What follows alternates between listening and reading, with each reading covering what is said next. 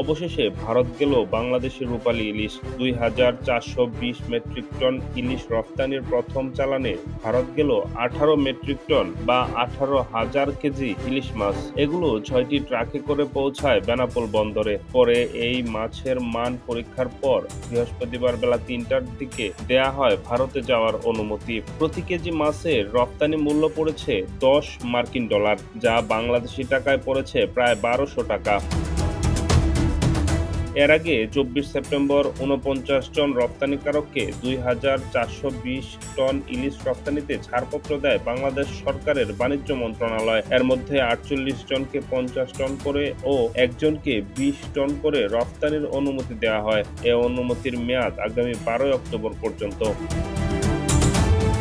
উৎসবের মৌসুমে বাংলাদেশের পক্ষ থেকে ২০১২ সাল থেকে কয়েক বছর পশ্চিমবঙ্গে পদ্মার ইলিশ যেত।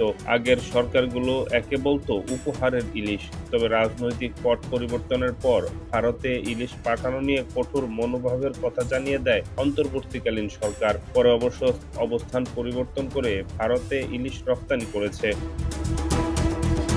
ডেস্ক রিপোর্ট, নতুন সময়।